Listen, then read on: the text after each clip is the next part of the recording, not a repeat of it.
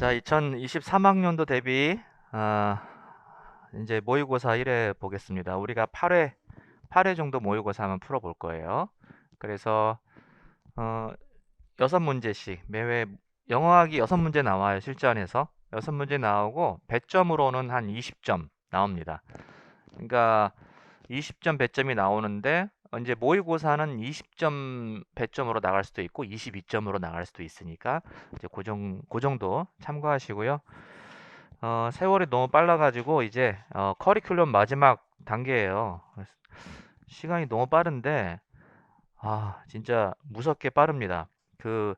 이 커리큘럼이 5단계로 나눠져 있으니까 1, 2월, 3, 4월 이렇게 나눠져 있으니까 그냥 5개만 지나가면 1년이 또 가는 거예요. 그래서 어, 공부하는 입장에서도 수험생 입장에서 생각해 보면은 좀 쉽지 않겠다. 너무 좀 스트레스 받는 거 아닌가 생각도 듭니다. 그 시간 빨리 가는 거에 대해서는 대책이 없으니까. 음, 마지막까지 잘 멘탈 관리하시고 뒷심 발휘하셔야 돼요. 예, 그 뒷심 발휘하는 게 얼마나 중요한지 알죠? 예, 항상 시험 기간에는 막판에 다 쓰러져 버리거든. 처음에는 다 열심히 해. 1년 처음에 나도 열심히 1년 뭐 이제 시작할 때 열심히 해야지. 예, 가면 갈수록 이제 앞에 한 달 남고 2달 남고 한 달 남고 이렇게 이렇게 남았을 때 다 나가 떨어져요. 대부분. 그거 알잖아요, 다. 예, 어, 그게 보통 사람이 다 그래요. 그래서 우리가 지금 나 준비가 별로 안 됐어. 혹은 공부 열심히 하려고 했는데 1년 동안 잘 지금 내가 생각한 만큼 준비가 안 됐어. 다 이 정도로 생각할 거예요. 그쵸? 다 이제 이때쯤 되면은 준비 안 됐다고 생각하는데 그런 생각 버리고요. 그냥 나머지 시간 그냥 아무 생각 없이 그냥 차근차근 잘 준비해서 마무리 잘 하세요. 내가 공부 차근차근 잘 해왔다고 생각하고 정리하고 끝까지 밀어붙여야 돼. 그렇지 않으면은 안 돼요. 그 끝에 밀어붙이지 않으면 뭐든지 안 되는 거예요. 뭐든지 안 돼. 뒷심을 발휘하셔야 돼요. 뒷심 발휘하려면은 내가 준비를 못했으니까 내년에 한번 해볼까? 올해는 대충 한번 쳐볼까? 이런 생각을 아예 갖지 말아야 돼. 아예. 예. 내년에 한 번 시험을 더 보는 한이 있더라도요. 이번이 마지막이다라고 생각하고 그냥 끝까지 밀어붙이는 겁니다. 그리고 나중에 또 한 번 말씀드리겠지만은 또 이번에 1차 시험 망쳤어. 2차 시험 보지 말까? 2차 시험까지 꼭 거기서 끝나는 거예요. 예, 우리의 그 수험 생활은 2차 시험까지 거기서 끝나는 거기 때문에 또 1차 시험 보고 1차 시험 못 보면은 거기서 그냥 에이씨 하고 또 2차 시험까지 안 가요. 그럼 내년에 2차 시험 보면은 또 그 다음에 2차 시험 보면은 그때까지 갈 수 있는 여력, 힘, 에너지가 없어요. 그러니까 2차 시험까지 밀어붙이는 겁니다. 거기가 마지막이에요. 자, 그거를 잘해줘야 되는데 사실 쉽지 않습니다. 그게 멘탈 관리 잘 하셔야 되고. 자, 영어학 모의고사 풀어볼게요. 통사론 두 문제, 영어학, 음성학, 음운론 두 문제. 이렇게 해가지고 이제 한 문제씩 더 나올 수 있어요. 통사론이 세 문제, 음운론 두 문제, 혹은 음운론 세 문제, 통사론 두 문제. 그렇게 나올 수 있고, 그다음에 마지막 학교문법 나올 수 있고요. 그다음에 이제 요거 잠깐 들어가기 전에 말씀드리면은 모의고사 때 문제를 다 새로 내요. 근데 이게 겁나 힘들어요. 근데 뭐 힘든 거는 둘째 치고 그건 내일이니까. 근데 문제를 풀어보는 입장에서 이 문제는 되게 기존에 만들었던 문제 같은 거는 이 문제는 되게 좋은 문제인데 어, 이런 거는 어떻게 하지? 이런 생각이 들거든요. 이제 기존에 만들었던 문제 중에서. 이제 그런 문제들은 다 7, 8월 영역별 문제풀이로 다 넣어버렸으니까 그래서 그거는 지금 그렇게 말씀을 드릴게요. 예. 그러니까 내가 기존에 좋았던 문제는 다르게라도 한 번 더 문제화 시켜보겠지만은 어, 기존에 이제 작년 작년 작년 모의고사는 학원에서 파- 판매를 하나 모르겠네. 그게. 하여튼 어째까지 작년까지 나왔던 문제는 영역별로 다 넣어버리고 새롭게 들어가는 거예요. 그 새롭게 들어가는 거고 기존에도 좋았던 문제가 있기 때문에 7, 8월 영역별 문제도 그것도 이제 참고하시면 되겠어요. 자, 풀어보겠습니다. 아, 문제를 접하면서요. 내가 문제를 내가 공부하지 않았던 영역 어디까지 공부해야 돼? 그 막 이제 범위를 넓혀가지고 특정한 내가 공부하지 않았던 범위까지 막 너무 넓히려고 하지 마시고 기존에 내가 공부했던 분야에 대해서 정확하게 출제자 취지에 맞게 답안을 작성해낼 수 있는지가 제일 중요해요. 답안의 작성을. 내가 공부했다고 답안 작성이 잘 나오는 거 아닙니다. 그거는 아니에요. 어, 공부 아무리 많이 해도 답안 작성 잘 안 나오는 사람이 너무 많아요. 그래서 그거 답안 작성하는데 잘 유의하시고요. 그 다음에 요거는 답안은 무조건 잘 쓰든지 못 쓰든지 정말 너무 쪽팔리다. 나는 정말 이거 답안 내면은 정말 좌절할 것 같다. 그러면 알아서 하세요. 그거는. 근데 될 수 있으면 다 내셔가지고 어, 첨삭을 받으시기 바라겠습니다. 그리고 7, 8월 것도 지금 계속 첨삭하고 있으니까 그것도 계속해서 드리도록 할게요. 네. 자, 1번 들어가 보겠습니다.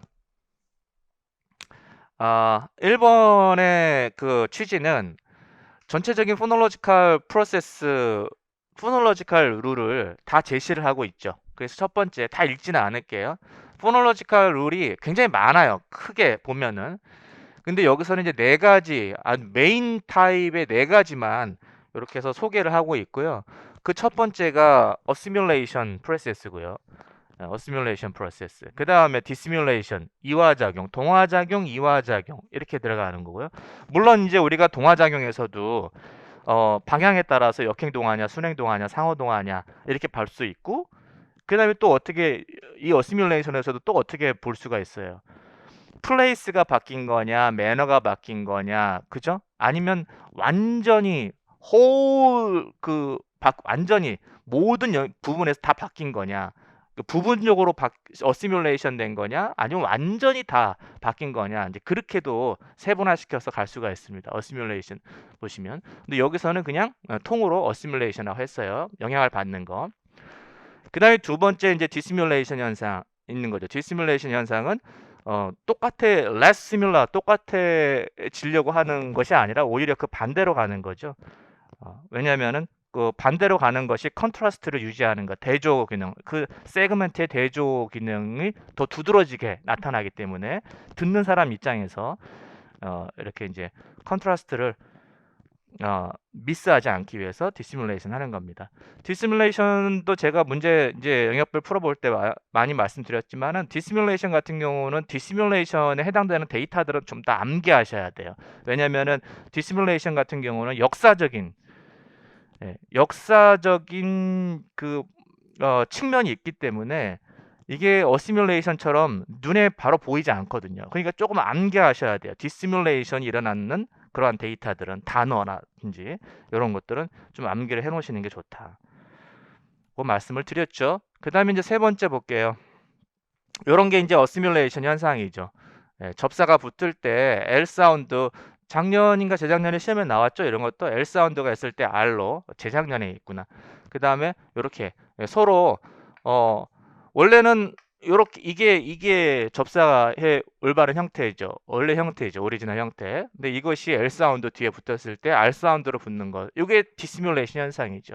이래야 발음이 이제 명확하게 듣는 사람 입장에서 되니까. 그 다음에 이제 세 번째는 딜리션 현상이에요. 딜리션 현상. 그래서 딜리션 현상은 굉장히 중요하죠. 모음이 딜리션 되는 현상도 있고요. 모음이 딜리션 됐을 때는 굉장히 약화됐을 때 딜리션이 되는 거죠.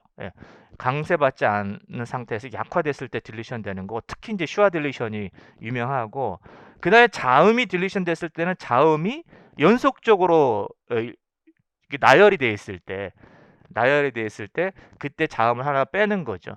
연속적으로 자음이 나열됐을 때 하나를 빼는 이유는 자음이 연속으로 오는 거는 굉장히 부담스러운 거예요. 그죠?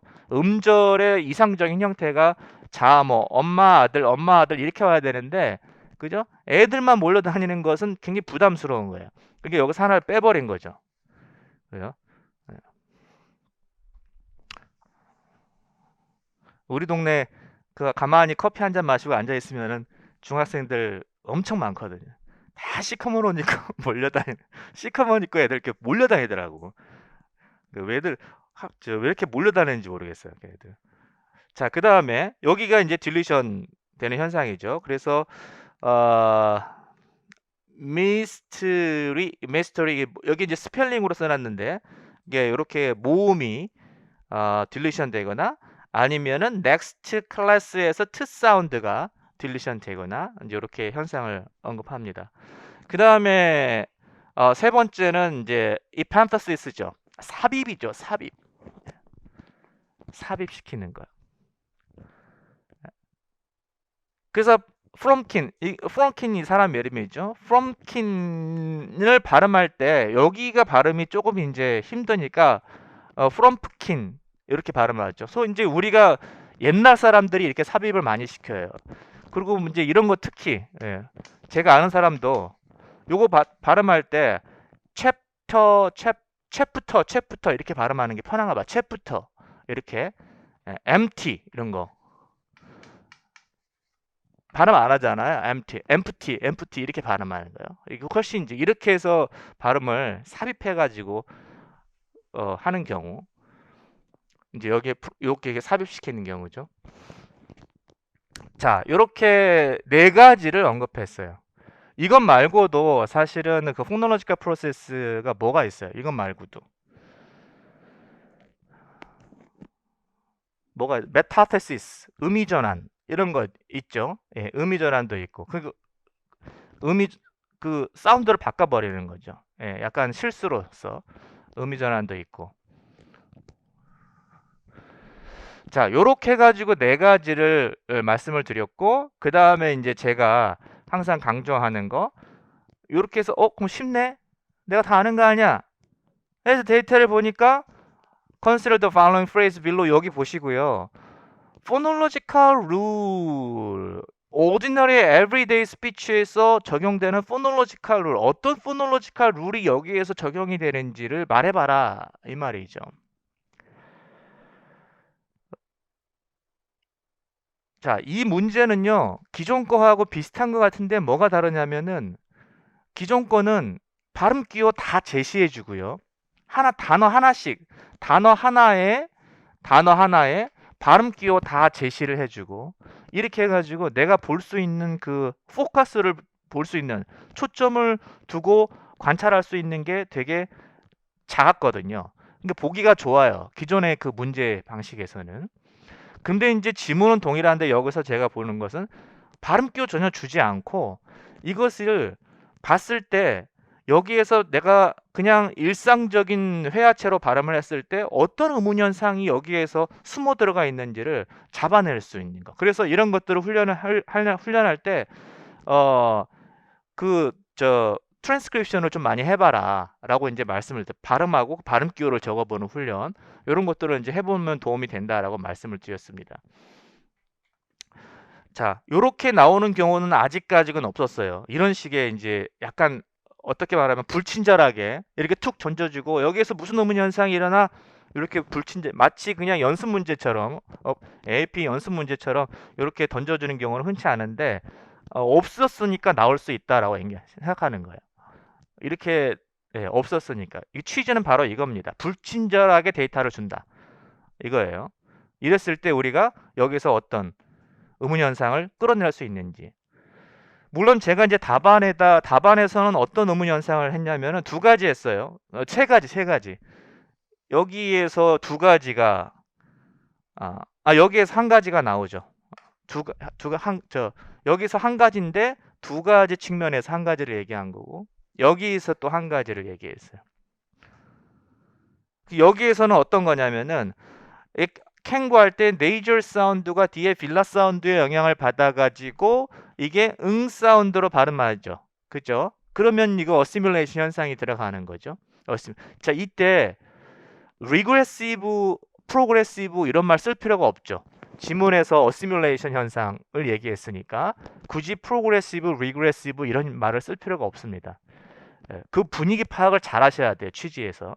그 다음에 또 하나 이게 가장 큰 건데 또 하나 사소한 거 보시면 요 모음이 모음이 네이저라이제이션이 되는 거죠. 앞에 뒤에 있는 네이저 사운드에 의해서. 만약에 여기서 모든 음운 현상을 세 개 혹은 네 개 이상 골라보세요. 네 개 이상 써보세요. 이러면은 싸그리 싹싹 음운 현상 일어나는 것들을 싹 골라가지고 써보는 연습을 다 하셔야 됩니다.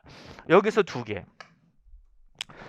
여기서는 그러면 여기서 이제 어시뮬레이션 현상이 일어났고 어시뮬레이션 현상에 대해서 설명하라고 그랬으니까 아까 얘기한 것처럼 네이저 사운드 앞에서 모음이 네이저라이제이션 되고 그 다음에 빌라 사운드 앞에 빌라 컨소넌트 앞에서 이것이 빌라 네이저 사운드로 발음이 된다, 리얼라이즈 된다라고 이제 그 프로세스를 적어주시면 되죠. 여기에서는 어떤 현상이 일어나요? 딜리션이 일어나죠. 그렇죠. 딜리션이 일어나는데 뭐가 그냥 단순히 트 사운드가 딜리션 된다. 여기서 just now에서 트 사운드가 딜리션 된다. 이렇게 쓰면 돼요, 안 돼요? 안 돼요. 왜냐하면 explain 하라고 그랬으니까 그것만 쓰면은 답안이 너무 불친절한 거예요. explain 설명하라고 했으니까 왜 딜리션이 되는지 이제 쓰면 되죠. 왜 딜리션 돼요? 자음 세 개가 연속으로 나열이 돼 있으니까 그 중에 하나 트 사운드를 딜리션 된다. 이렇게까지 써주셔야 돼요. 답안을 어디까지 늘려야 되고 어디까지 간결하게 쓰라고 했는데 쓸 말은 써야 되는데 어디까지 써야 되는지를 잘 보셔야 돼요. explain 하라는 것은 조금 더 설명을 하라는 거지 간결하게 이것은 이거다라고 끝내라는 말이 아니에요. 거기다 설명이 들어가는 겁니다. 설명이 너무 구차하면 안 되고요. 또 주저리 들어가면 안 되고요. 자, 이렇게 해서 첫 번째 문제 풀어봤습니다. 두 번째 한번 볼게요. 두 번째는 2점짜리고요.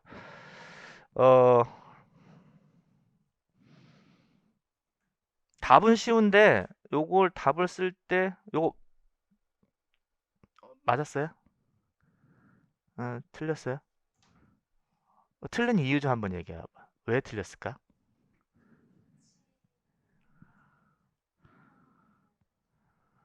예, 문제를 아예 잘못 봤구나. 이거 되게 중요해요. 그거 되게 중요해. each blank에 하나의 단어를 넣으세요. 그러면 빈칸이 두 개인데 여기 하나만 넣으면 되는 거 아니요. 각각 블랭크에 하나씩 들어가니까 단어가 두 개 들어가야 돼요. 그거 되게 중요해요. 그거 아니면 다 맞은 거예요? 그거만 아니면 맞아요? 자, 가보겠습니다. 되게 중요해요. 디렉션. 제가 예전에도 말씀드렸듯이 요거는 진짜 이거는 기본이에요. 이거 잘못 보고 틀리면 안 되고 그 다음에 디렉션에도 난이도가 들어가니까 디렉션 같은 것도 꼼꼼히 잘 읽으셔야 돼요. 밑줄 그면서 이거 내가 써야지. 요거 두 번째 요 내용도 써야지. 이렇게 표시해 가면서 써야 될 말을 놓치지 말아야 돼요. 특히 이제 예를 들면은 두 가지 문장이 있는데 이것이 그래마티컬한지 그래마티컬하지 않은지 설명하세요. 그러면은 어느 것은 그래마티컬하고 어느 것은 언그래마티컬한지를 둘 다 설명하라는 얘기거든요. 그러니까 하나만 찾아서 하나만 설명할지 아니면 두 개가 얘는 그래마티컬하고 얘는 언그래마티컬한지 각각 설명해야 될지를 그것을 디렉션에서 언급하니까 그런 것들은 이제 놓치지 말고 잘 하셔야 돼요. 디렉션 잘 보시고요. 자, 여기 한번 보겠습니다. 여기는 바인딩 도메인이에요. 바인딩 도메인 하니까 통사론에서 결속 영역이 막 생각나는데 요거는 경계라는 말 그대로 경계라는 얘기예요. 경계. 무슨 말이냐면 의문 현상이 일어날 때 우리가 경계에 대해서 많이 얘기하잖아요. 그러니까 그게 경계가 실라블 단위에서의 의문 현상이 일어나는지 아니면 단어 단위인지. 그죠? 아니면 단어 경계 아니면 실라블인지 아니면 스팸인지 이런 것들을 이제 그 경계를 이야기하는 거고요. 자, 여기 아래에서 보시면은 요거는 우리가 이제 AEP에서 봤던 거예요. 요거 보시면 얘가 이것이 요렇게 발음되는 경우가 있는데 요렇게 한번 볼게요. 여기 있을 때 voiceless consonant가 뒤에 있을 때는 어이로 발음이 되는 경우고 voiced consonant가 발음될 때는 I로 발음된단 말이죠. 이제 이것은 이미 기출에도 나왔고 이미 책에서 많이 본 거예요. 요렇게 적용을 하는데 여기에서 보니까 바이포테로스 이렇게 보니까 요거는 발음이 어떻게 돼요? 바이포테로 그 뒤에 푸 사운드가 있잖아요. 예. 그러면은 뒤에 푸 사운드 컨소넌트가 푸 사운드 보이스리스 컨소넌트가 있으니까 얘가 A번과 같이 지금 엘로폰 현상이 일어나려면은 요렇게 돼야 되는 게 맞죠. 예. 근데 여기에서는 일어나지 않는다라고 말했어요. 예. Rule is not applied in the phrase. 여기서는 그 룰이 발생되지 않는다라는 거죠. 왜 여기에서는 뒤에 있는 컨소넌트에 의해서 이 모음이 변형되는데 여기에서는 왜 뒤에 있는 컨소넌트 요거죠. 뒤에 있는 컨소넌트에 의해서 얘 모음이 변형되지 않는 이유가 뭐냐면 바인딩 도메인이 다르기 때문에, 경계가 다르기 때문에. 얘 경계는 뭐예요? 단어예요. 예. 도메인이 단어가 되는 겁니다. 단어를 넘어서는 이 현상이 적용되지 않는다. 이 음운 규칙이 적용되는 그 경계가 되게 중요합니다. 예, 그거 잘 염두에 두셔야 되고, 그것은 작년이니까 재작년이죠. 재작년 시험에도 시험에 한번 나왔죠. 자, 그 다음에 두 번째도 한번 볼게요. 자, 여기서는 이제 월드가 들어가야 되고요. 이렇게 들어가 있으니까. 그 다음에 이제 vowel nasalization을 보는 거예요. 모음이 nasalization 되는 거죠. 물론 뒤에 이제 nasal 사운드가 있을 때, 컨소넌트가 있을 때 앞에 모음이 nasalization 되는 거겠죠. 이 데이터를 한번 보시면은 이렇게 들어가죠. 요게 여기에서 여기 이제 모음 앞에 이렇게 요 표시가 nasalization 된다는 표시죠. 예, 물결 무늬가 위에 nasalization이 됐어요. 뒤에 nasal 사운드가 있으니까. 요거 지금 삐뚤어져 있는데 요거 다 모음이 이렇게 여기 이렇게 다 같이 들어 있는 거 이렇게 옆으로 들어가야 되는데 이 사운드에 의해서 얘가 다 nasalization 돼 있는 거죠. 여기도 마찬가지고. 근데 여기는 안 된단 말이에요. 뒤에 nasal 사운드가 있는데도 요거는 안 돼요. 이 모음이. 여기도 마찬가지고. 아까 여기서 된 거와 비교해 보면 안 된단 말이죠. 여기도 마찬가지고. 요거 지금 물결무늬 표시 안 집어넣은 거죠. 얘네는 왜 3번 A번에서는 모음의 nasalization이 되고 B번에서는 되지 않느냐? 역시 이것도 음운 현상이 적용되는 바운딩 도메인에 지금 차이가 있기 때문이죠. 여기서는 뭐예요? 단어가 아니라 뭡니까? 다 지금 한 단어만 얘기하는 거죠. 단어가 아니라 뭐예요? 스템이죠. 예. 스템이요. 스템이 우리나라 말로 뭐죠? 우리나라 말로 저 형태론 용어로 어간이죠. 어간. 예. 그래서 우리가 재작년에도 시험에 나왔지만 음운 현상이 적용되는 그 범위가 단어일 수도 있고요. 그 다음에 실라블일 수도 있고요. 음절일 수도 있고 여기처럼 스템일 수도 있는 거예요. 이런 거 조심해서 정확하게 이제 보셨으면 좋겠습니다. 그런 것들 보라고 문제 낸 거죠.